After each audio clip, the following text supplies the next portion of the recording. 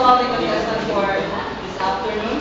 He is 6'3" tall and 18 years old. None other than Mr. Mark Licayo.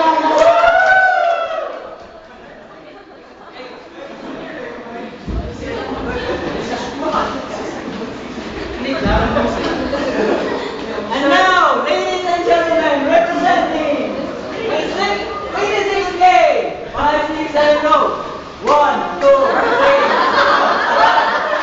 5, 6, 7, 6, 5, 4, 3, 2, 1. Ano makita?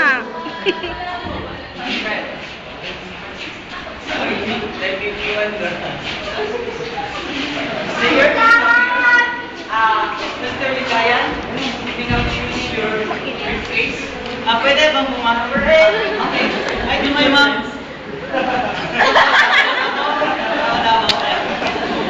Okay, Mr. Licayan, choose your briefcase. I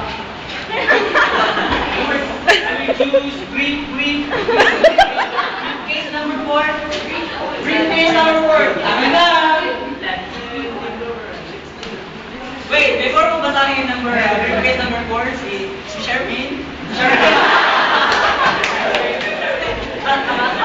Okay, this one we are going to talk about the perceptions of work. And now, as you can see, we have 6 beautiful ladies.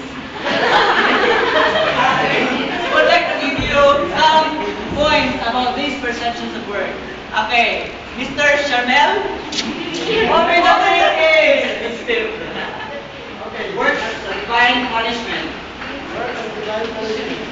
The Christian tradition, work is a punishment by God to human beings because of their pride and disobedience.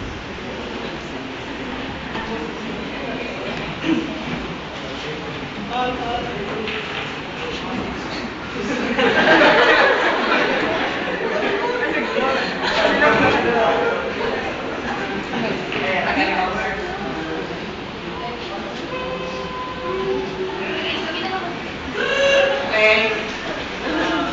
Yes, one more. Hello, please. Okay. Now, speaker tayo. Okay, backward, Mr. Tara. Okay, ano gusto mo malaman? About the work as a divine punishment. Backward. Okay, work as a divine punishment. Okay. Sana yung kunting jaga. Kunting jaga yung kapilit. Okay. Work as a divine punishment. Wala ko na minabay na ako nilang